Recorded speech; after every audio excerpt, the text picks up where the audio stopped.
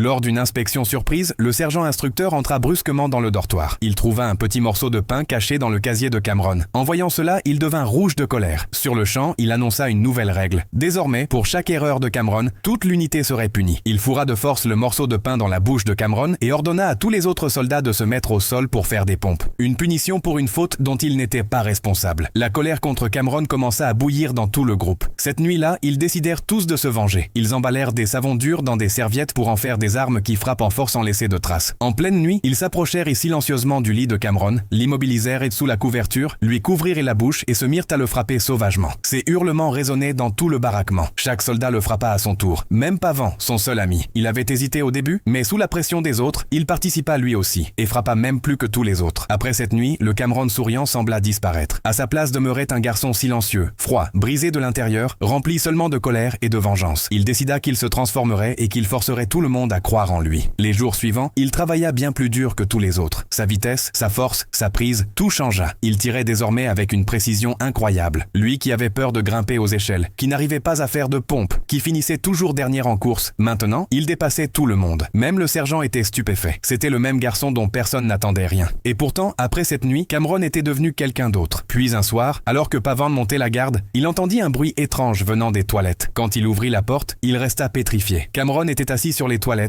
en train de charger son fusil, avec un sourire effrayant sur le visage. Pavan paniqua. Il essaya de l'arrêter, de le raisonner. « Ne fais pas ça, sinon tout le monde sera encore puni. » Mais Cameron se leva soudainement et se mit à répéter les ordres du drill sergent à voix forte, comme s'il n'était plus dans ce monde. Sa voix résonna dans tout le dortoir. Tout le monde se réveilla. Le sergent accourut. Pavan dit immédiatement que le fusil de Cameron était chargé. Le visage du sergent changea. Il tenta de l'apaiser doucement. Mais Cameron ne le regarda même pas. Le sergent se sentit insulté et se remit à hurler, à l'humilier. Cette fois, Cameron ne répondit rien. Il posa simplement une balle dans la main du sergent. Le silence tomba sur toutes les faces autour de lui. Pavan tenta encore de l'arrêter. Mais cette fois, Cameron braqua le fusil sur lui. Et même ainsi, il ne put se résoudre à faire du mal à son ami.